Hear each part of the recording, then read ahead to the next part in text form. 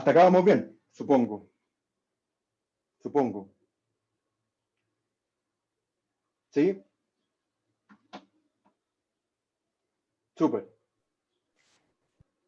¿Alguien tiene una pregunta? Fantástico. Entonces,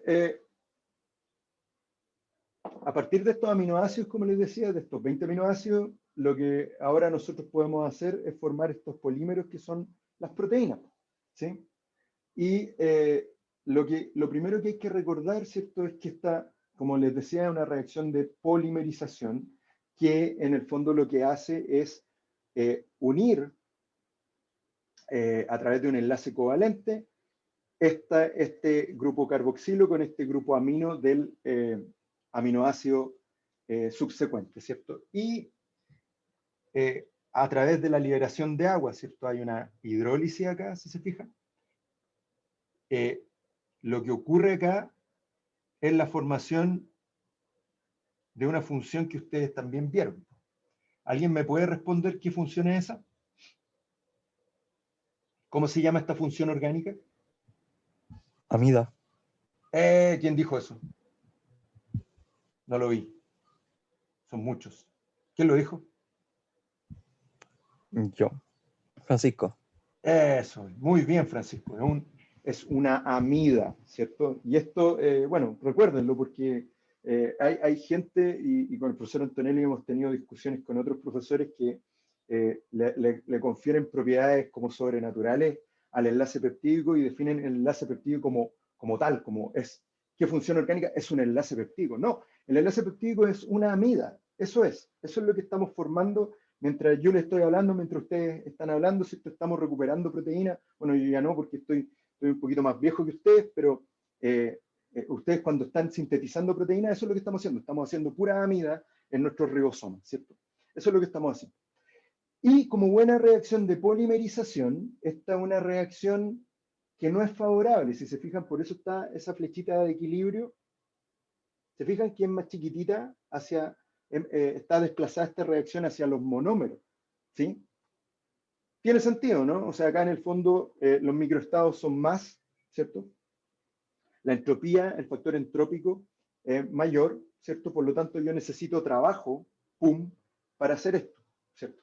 En este caso, como les decía, y no es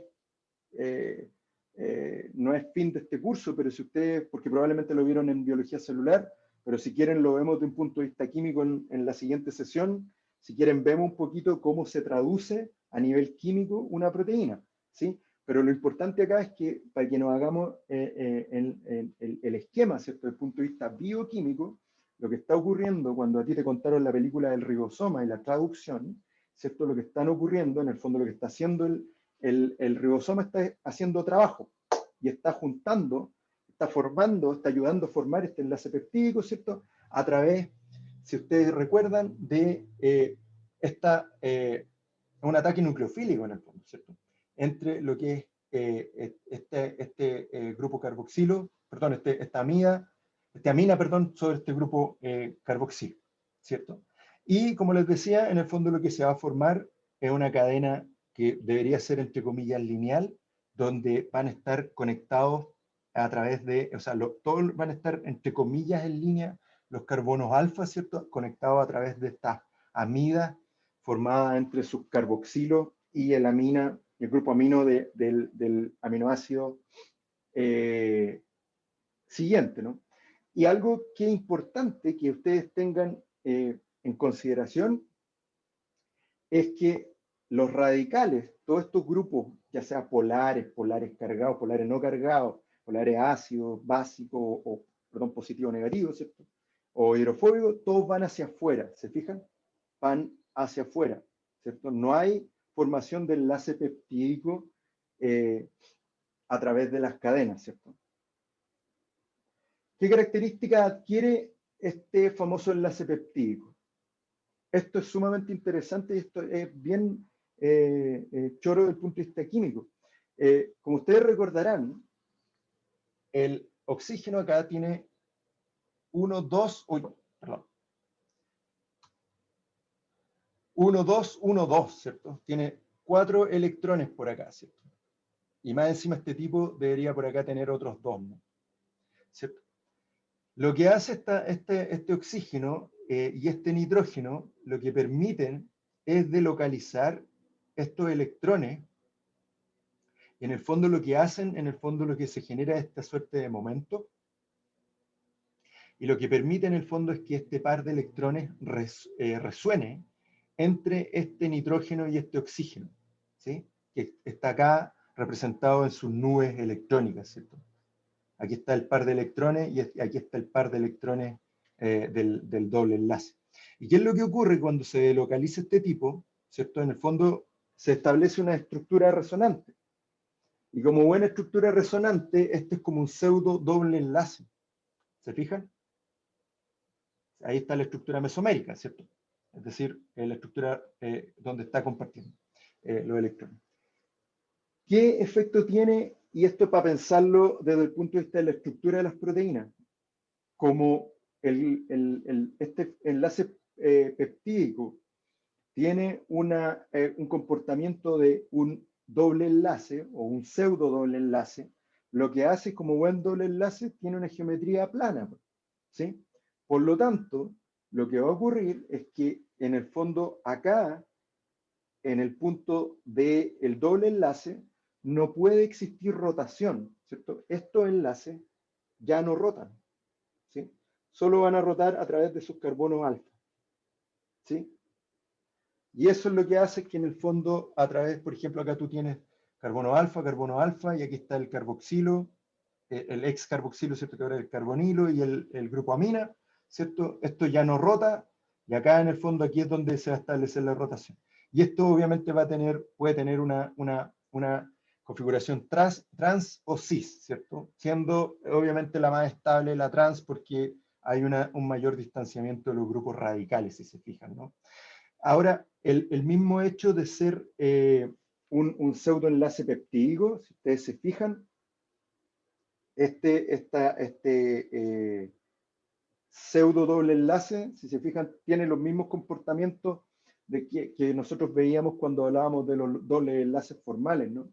Si ustedes se fijan, por ejemplo, comparan este enlace carbono-nitrógeno, tiene una distancia de aproximadamente 1.5, 1.46, que es como lo esperado por un enlace, ¿no?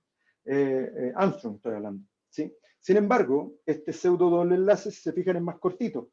Obvio, porque hay una mayor nube electrónica que en el fondo lo que está haciendo es condensar aquí este cuento, ¿no? Entonces, lo importante, como les digo acá, es que el enlace peptídico tiene una geometría plana basado en que este tipo tiene un comportamiento de doble enlace. Y aquí viene lo que les decía, ¿no? ¿Qué consecuencias tiene para la estructura de proteína y los niveles jerárquicos superiores que ya vamos a ver? Es que básicamente toda rotación queda confinada a estos puntos entre carbono alfa, carbono alfa, nitrógeno. Pero acá no hay rotación. Esto es como si yo tomara cuadernos, voy a prender la cámara momentáneamente. En el fondo, es como si yo tomara dos cuadernos, ¿cierto? Y yo lo hago girar así, ¿no? Yo al cuaderno no lo puedo doblar, ¿sí? Solamente van a girar en el punto de los carbonos alfa, ¿sí? Y eso hay que tenerlo muy en cuenta cuando hablemos de estructuras superiores, estructuras secundarias. Entonces, aquí, basado en esto mismo, ¿cierto? Una vez que nosotros ya tenemos este famoso polímero, obviamente esto no tiene ningún sentido, ya sea ni funcional ni estructural, si nosotros no le damos un lenguaje superior, ¿cierto? Que tiene que ver con la formación de estructura especializada, ¿no? Y en este contexto lo que se ha definido son 4 niveles jerárquicos, ¿cierto? de estructura. Y el nombre es bastante obvio, ¿cierto? La primera es la estructura primaria, la estructura secundaria, la estructura terciaria y la estructura cuaternaria. La estructura primaria es básicamente la secuencia de aminoácidos, ¿cierto? Dos estructuras primarias pueden tener la misma composición de aminoácidos, pero no necesariamente van a tener la misma estructura primaria.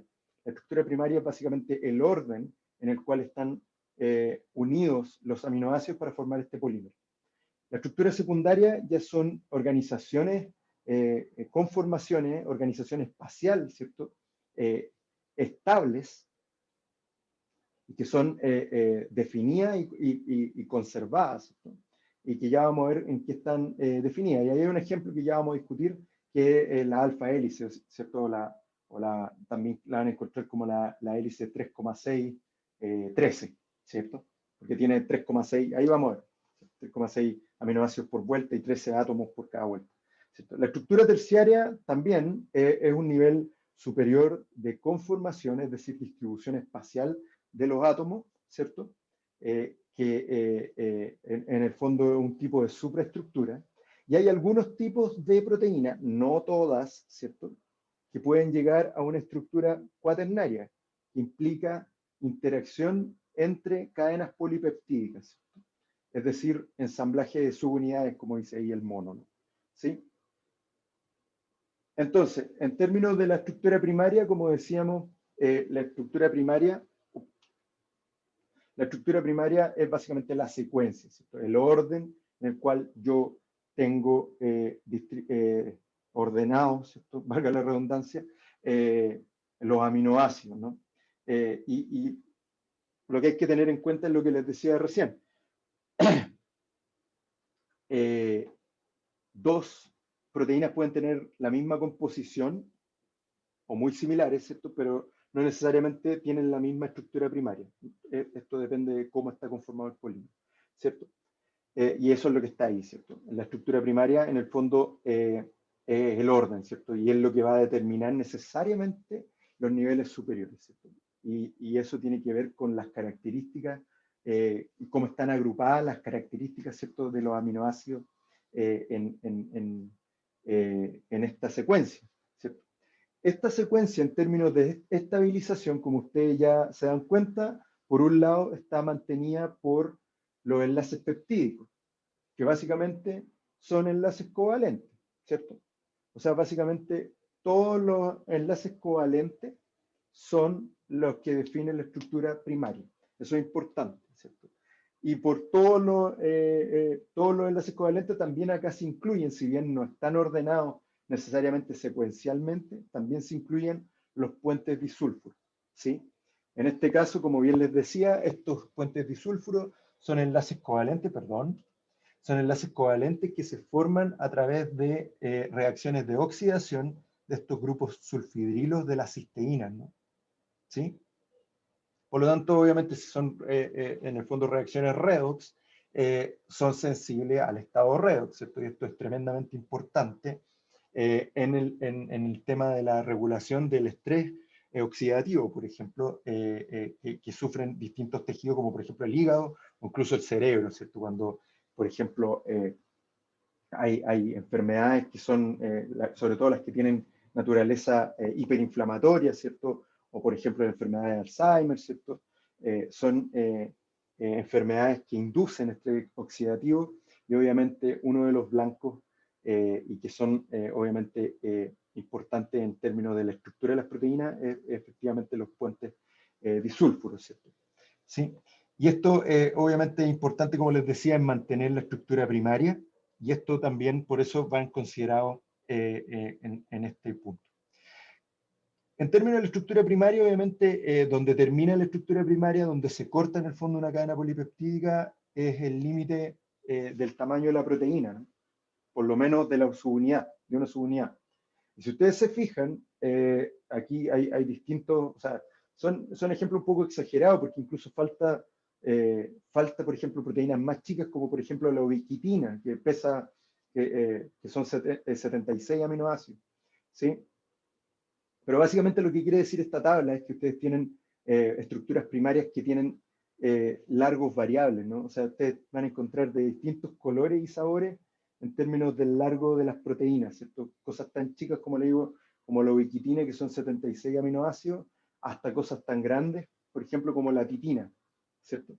Que pesa 3 megadalton, ¿cierto? Y tienen casi 27.000 residuos, ¿cierto? 27.000 aminoácidos la conforman, ¿no? Y solo, ojo, en una sola cadena polipeptídica. Entonces, esta cosa es variable y obviamente ahí ustedes se echan mano a sus recuerdos del curso de biología celular y molecular. Se van a acordar que eso depende en el fondo del marco de lectura, ¿cierto? Donde que está dado por en el fondo por un codón de inicio y un codón de término, ¿no? De eso va a depender. Ahora, esta estructura primaria también, pues, si nosotros solamente leemos y tenemos una secuencia, no nos dice mucho. Lo que tenemos que llegar es a un punto de conformación, es decir, distribución espacial de los átomos en el espacio. Y aquí de nuevo, o sea, lo que me gustaría es recordarle y ser bastante majadero que en el fondo la cosa no es tan simple y no es llegar a enrollar la proteína como se nos antoje, ¿no?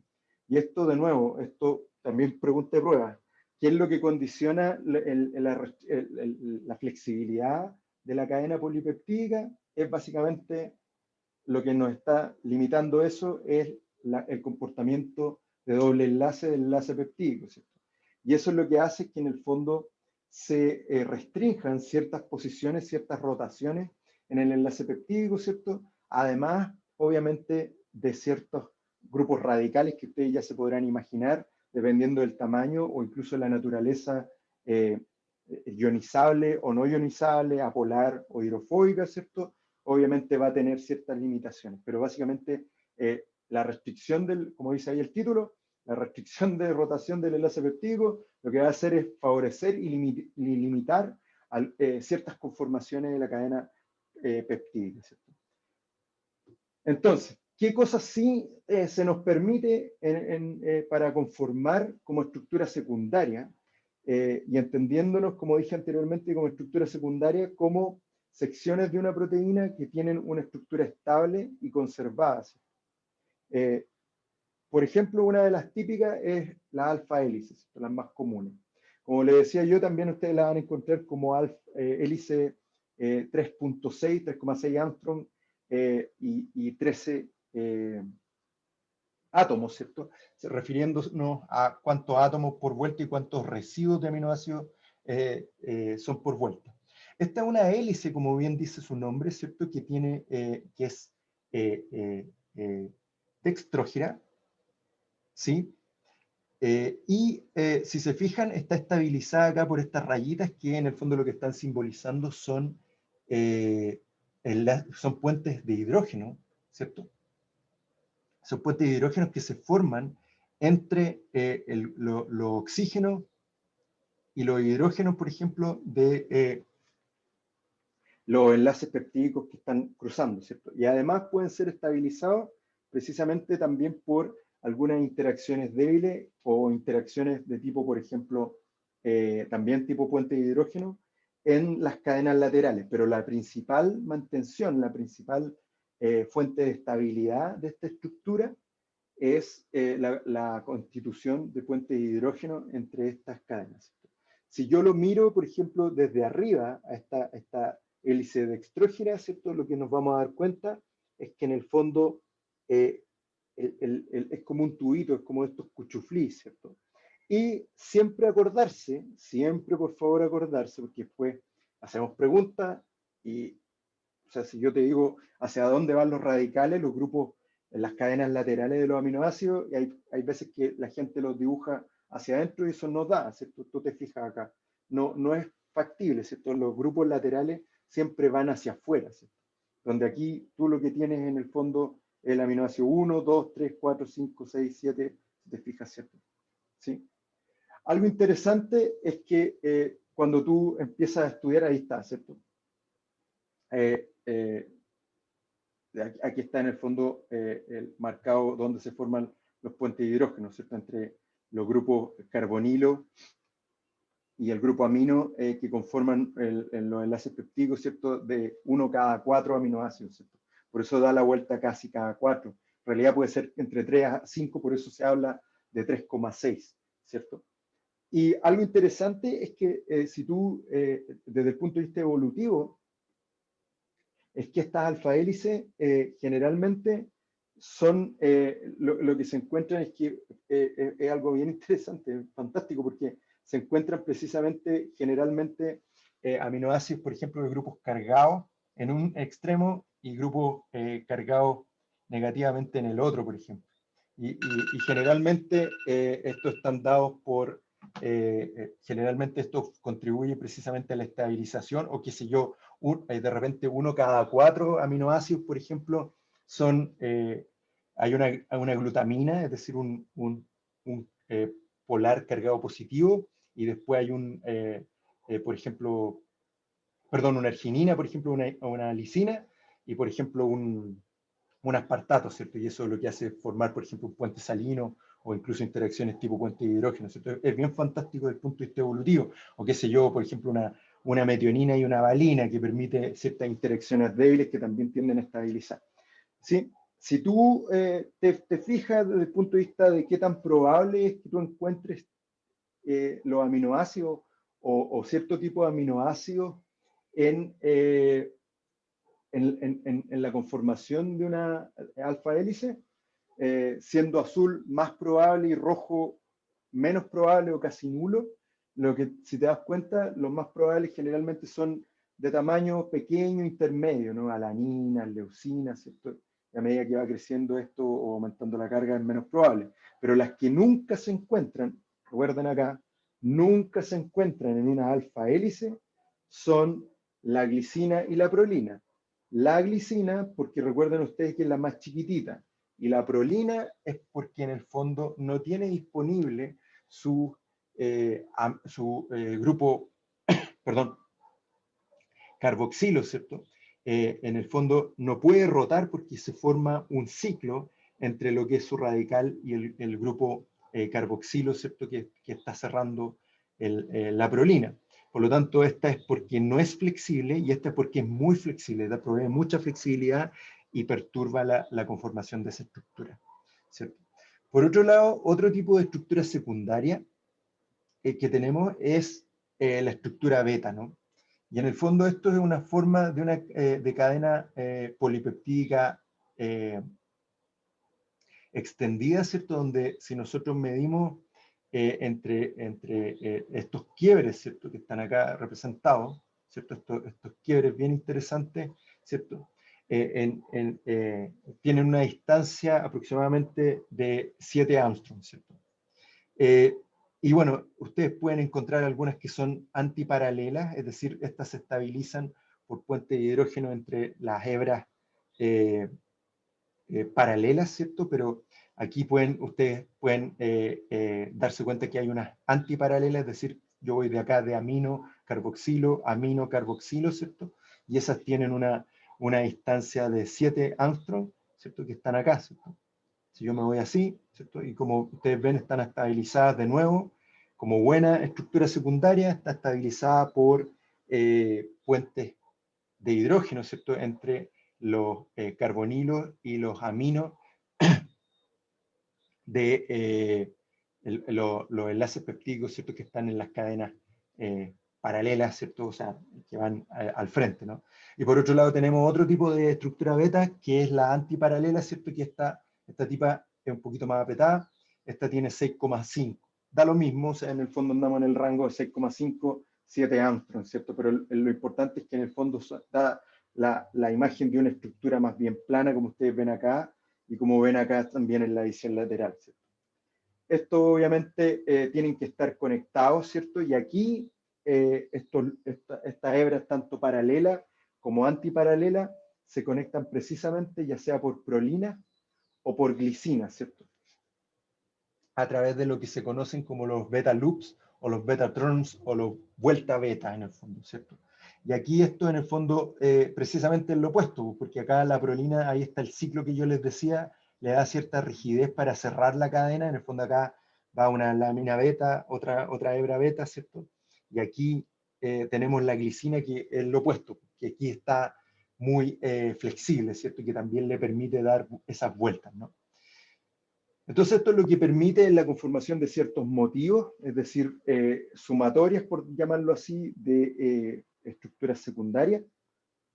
Como por ejemplo, yo puedo mezclar acá una vuelta beta, alfa, beta, ¿cierto? Beta, alfa, beta, ¿cierto? O qué sé yo, puedo tener, por ejemplo, el barril beta, ¿cierto? Se fijan, este es una suerte de tambor, ¿cierto? O qué sé yo, el alfa vuelta alfa, ¿cierto? Punto alfa, loop, alfa, ¿sí?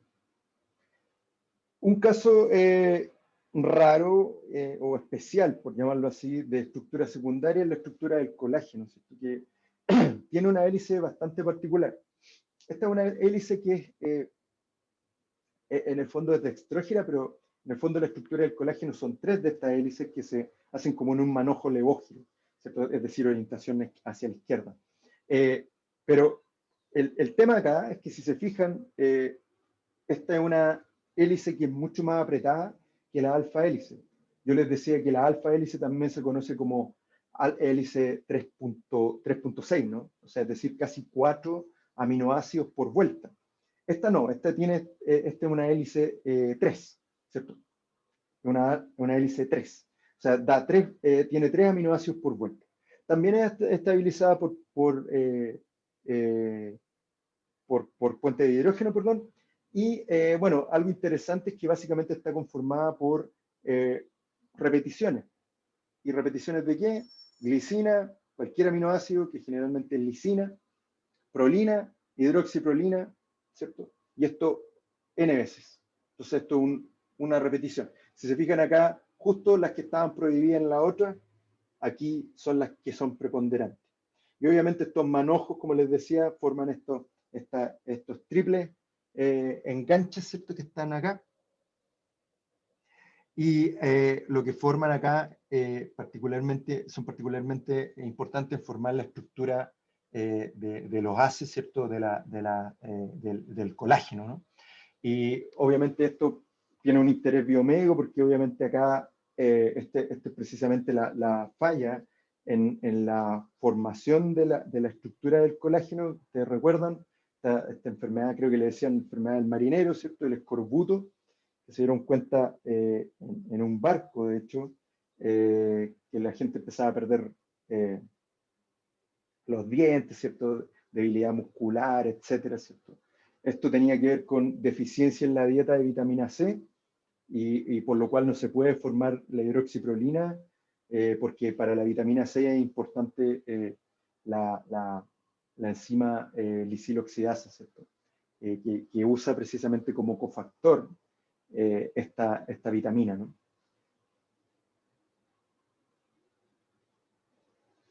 Ahora, estas estructuras estables, ¿cierto? Que ya dijimos, ya estructura secundaria que es mantenida por puentes de hidrógeno, ¿sí?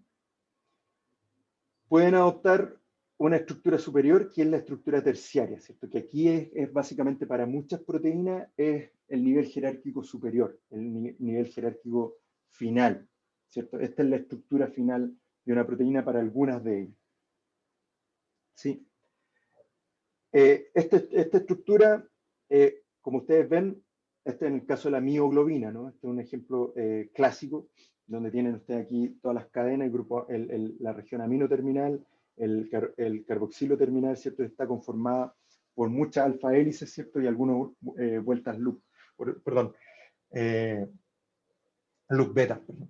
Y bueno, aquí está su grupo prostético, ¿cierto? El grupo hemo, ¿cierto?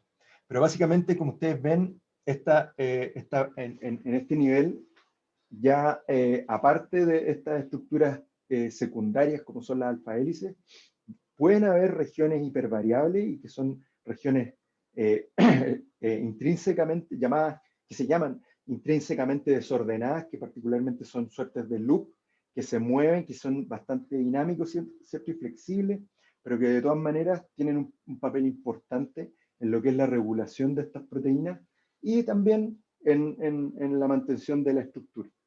Obviamente la estructura terciaria, ¿cierto? Ya es más diversa, ¿cierto? Pero básicamente estos ejemplos lo que nos representan acá es que son las sumatorias de estructuras secundarias o de motivos, ¿cierto?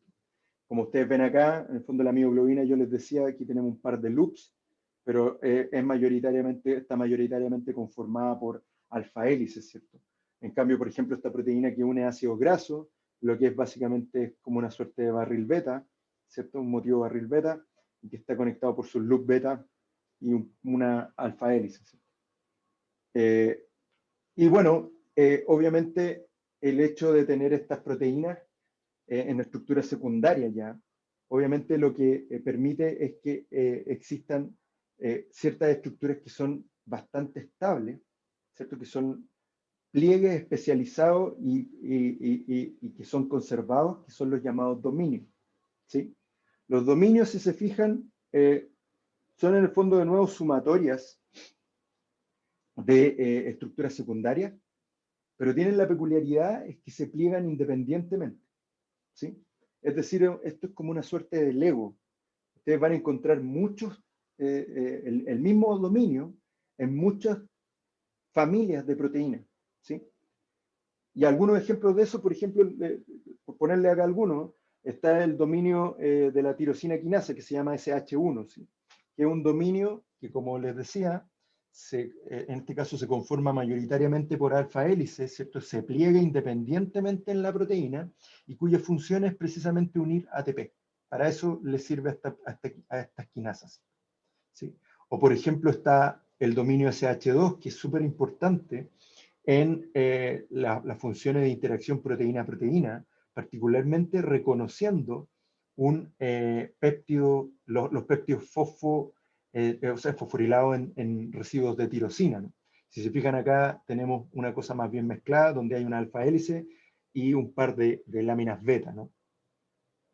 O qué sé yo, el SH3, ¿no? Que en este caso lo que hace es unir péptidos ricos en prolina y que también contribuyen a las interacciones proteína-proteína, ¿cierto? Y que está conformado mayoritariamente por láminas beta y loop beta, ¿no?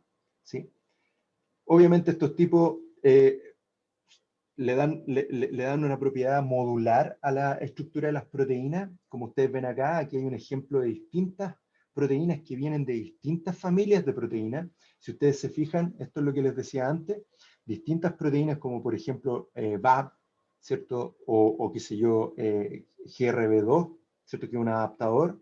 Ustedes en proteínas tan distintas como estas dos, si se fijan, este es mucho más grande y obviamente, como les decía, de otra familia, ustedes pueden encontrar los mismos dominios, ¿cierto?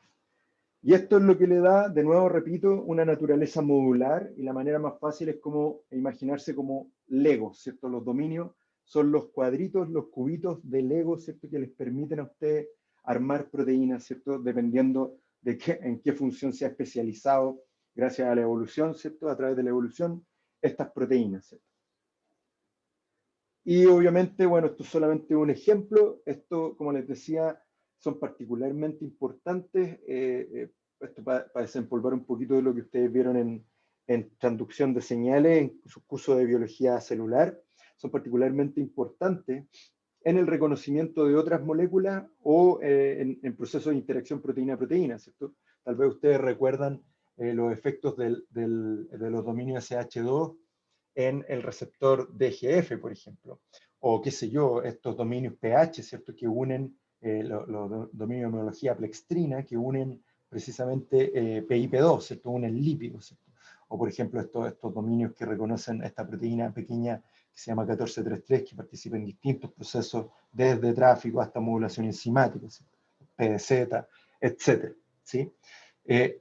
Y bueno, son lo mismo, o sea, obviamente estos son muy variables y tienden a unir consensos funcionales. ¿Sí?